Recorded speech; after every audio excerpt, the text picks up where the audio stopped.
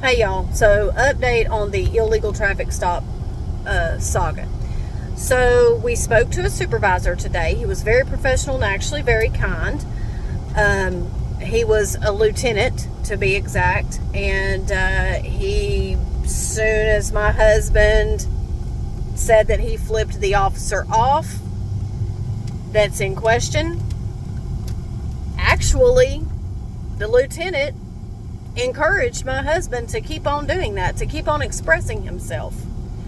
So see, that's where my husband and I and a lot of people that we know and a lot of our family members feel like these officers need more training. They need more training concerning the actual law of the land that they are trying to enforce. How can you enforce a law if you don't know it? How can you enforce a law and infringe on people's First Amendment rights when you do not know that law? Okay, so you're going to get yourself in a heap of trouble if you're a law officer out here and a person decides to pursue you. So I want to encourage those of you out there that love to express yourself, because this lieutenant basically was saying that his employees should be trained and conditioned enough that should just roll off their back.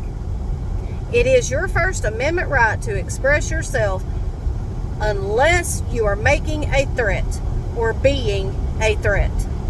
At that point, the game changes. There was also questions that we asked him about procedures that were done during the time that we were being pulled over. He didn't like the fact, which we may have to present this in court because we will have to go to court about the insurance card, but we feel like the judge is not even going to do anything about that because we did have valid insurance on the vehicle, just didn't have the card in the vehicle with us. But again, the officer was like, he said, let me just say that the judge is the judge, so I can't put words in his mouth, but he feels very strongly that we won't have to pay anything. He's going to handle it. He's going to talk to his lower ranking officer and let him know that it's First Amendment right. You can't just be out here pulling people over just because you get your feelings hurt. For those of you that have commented on the YouTube videos talking about putting yourself in situations, we will continue to put ourselves in situations as far as our rights are concerned, and especially freedom of expression.